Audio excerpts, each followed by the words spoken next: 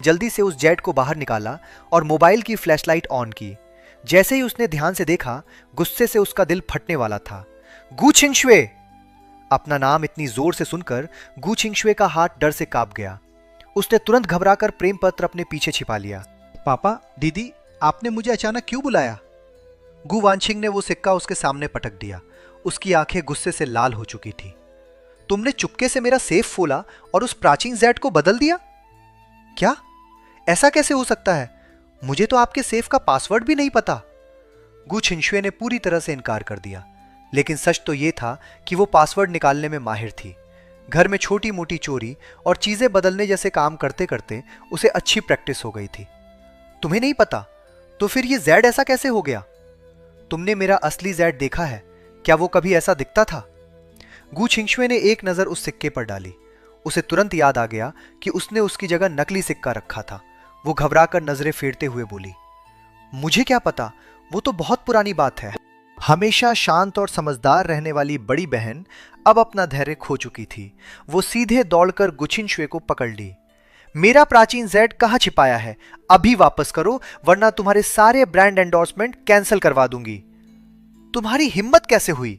गु छिंगशुए भी गुस्से में आ गई। उसने जोर से उसे धक्का दिया और प्रेम पत्र निकालकर उसके सामने लहराने लगी। ये लव लेटर है ना? अगर तुमने मेरे एंडोर्समेंट हटाए तो मैं इसे सबके सामने जोर जोर से पढ़ दूंगी। अपना प्रेम पत्र चोरी होते देख गु वानछिंग की मुट्ठियां गुस्से से कस गईं। नालायक लड़की, हिम्मत है तो पढ़कर दिखा। मैं पढ़ूंगी और पूरे परिवार के सामने पढ़ूंगी। इतना कहकर गु छिंगशुए अचानक बाहर की ओर भागी। गु वानछिंग के चेहरे का रंग उड़ गया। उसने मन ही मन गाली दी। गड़बड़ हो गई। गु वानछिंग तुरंत उसके पीछे भागी।